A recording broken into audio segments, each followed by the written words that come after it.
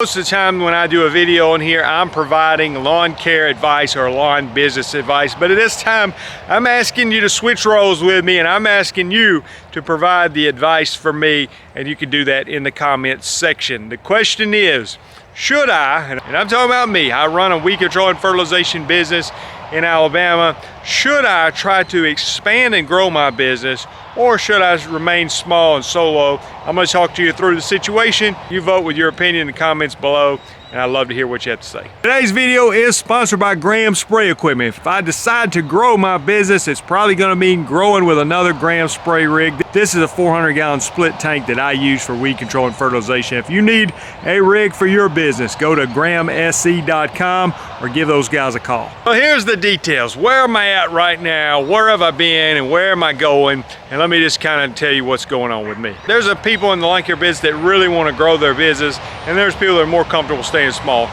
Generally speaking, I've been more comfortable staying small, but I really respect and see those that are growing and think, wow, there is some advantages to that as well. So here's what's been going on with me. I just finished up my 16th year in the lawn care business. I'm in my third lawn care business. The first two focused on mowing grass. This third one focused on weed control and fertilization. Well, my third business got off to a pretty quick start, and I was getting close to 500 customers in about my fourth or fifth year or so. And I tried to make the leap to 2 trucks, which in my understanding is the hardest jump to make is from 1 truck to 2 trucks. That's harder than going from 2 trucks to 3 trucks or 3 trucks to 4 trucks. I made the jump. I had a second truck, I had a second spray tank, I had a part-time person working for me, and so everything was going pretty well, but I didn't have it organized very well, and I found myself running around working a lot, trying to do YouTube on the side, and I had an opportunity to sell off part of my business, and I did so, shrunk back down, my stress level went way down. It gave me an opportunity to focus on some of the stuff I do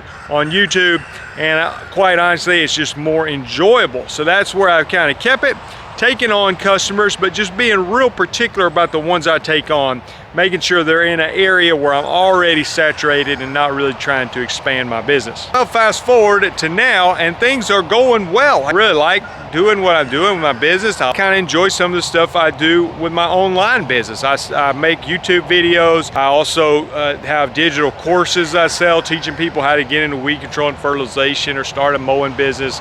Those are available at lawncarelife.com. We're putting on the conference, the 2024 Lawn Care Life Conference. Details for that or at lawncarelife.com as well. That's in February of 2024.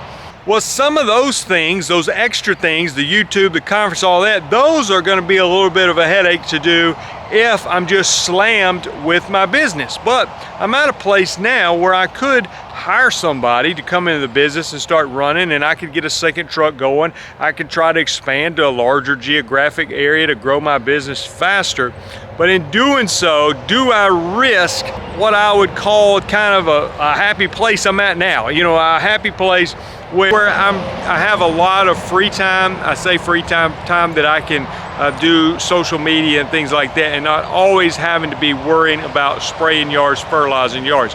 You say, well, Jason, can't you just hire somebody to do it? Well, yeah, I can hire somebody to do it, but almost, in my opinion, is if you're gonna grow into like 1 employee, because when you get 1 employee, there's some things that come with that. You got the workman's comp, all this stuff. So it's like, do I want to just grow to 1 employee, or should you, if you're going to grow, should you just go ahead and try to grow to, you know, at least 2 or 3 employees to make it worth your while? So I would word it like this: solo, like I'm doing now. What's the benefits of the solo side of it? You just think through your own business and also think through my business. So solo, you don't have to worry about employees. Okay, I show up pretty much every day, and if I don't show up, I know that I wasn't going to be there, so I don't surprise myself by not showing up.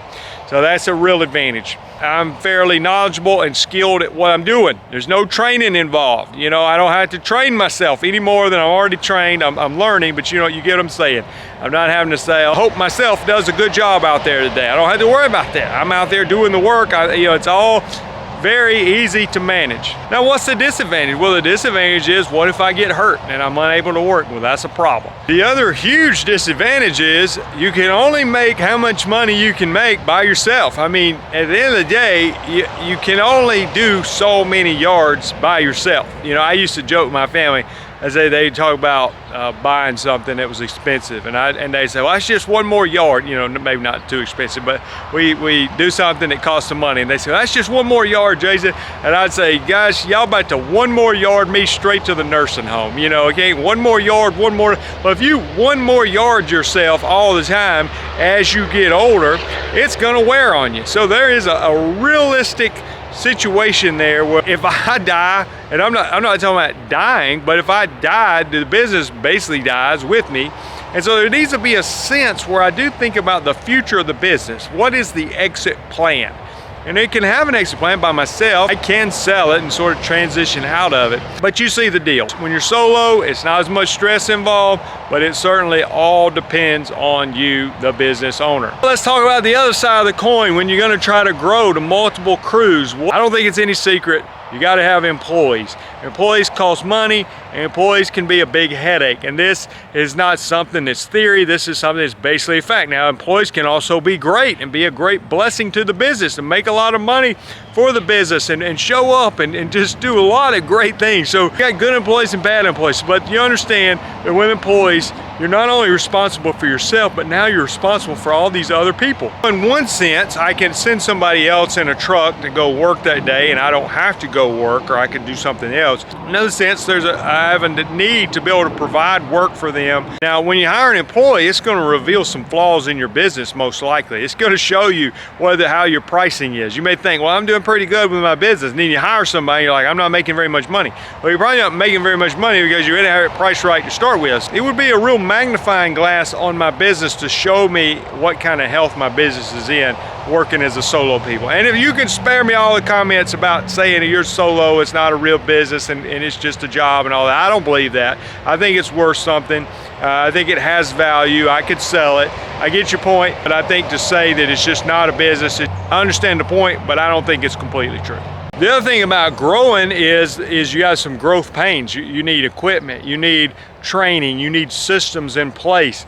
You can't rely just on mental notes at that point, like, well, I remember so-and-so's got a dog in the backyard, I was supposed to text her the night before. Hey, you gotta have some things in order for it to operate smoothly, or it's gonna be a headache. Now, what's the big advantage there of having people? Well, you can obviously make money on your own labor, but you could make money off of other people's labor as well.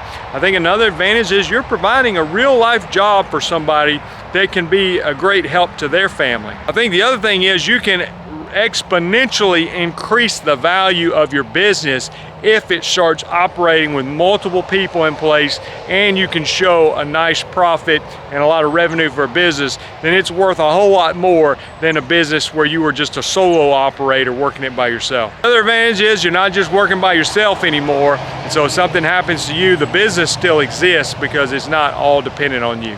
Guys, I'm probably leaving some stuff out, the pros and cons of either side, but let me stop here and leave it in your hands.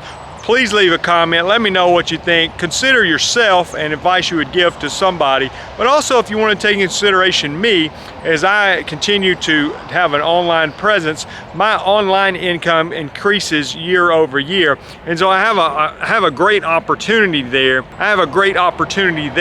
So without that, I think that equation is a little bit easier, maybe puts more pressure on me to try to grow my business.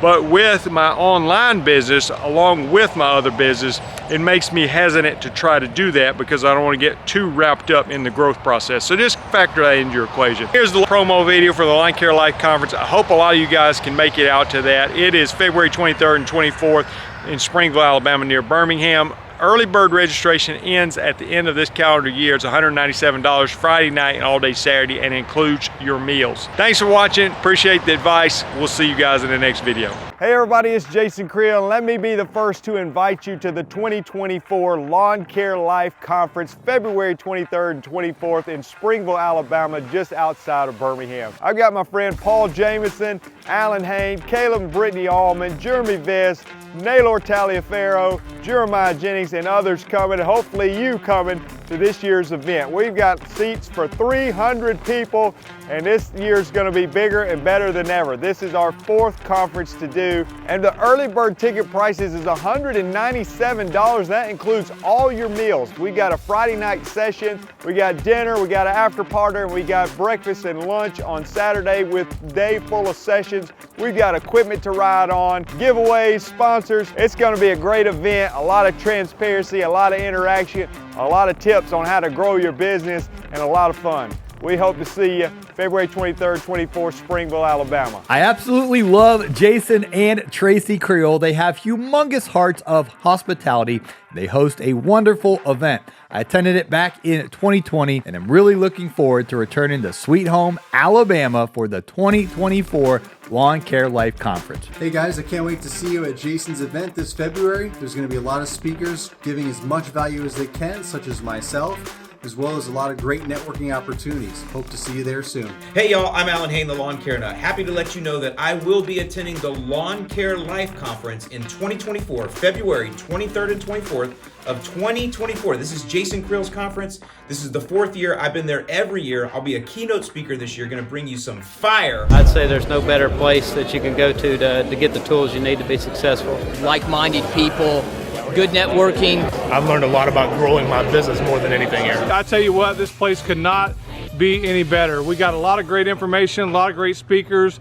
The food was awesome. Jason Creel has done a very, very excellent job in presenting this lawn care conference. Awesome to meet some of the guys that you follow on YouTube. You're around like-minded people who also want to grow, and you're listening to people who were just like you who are also growing.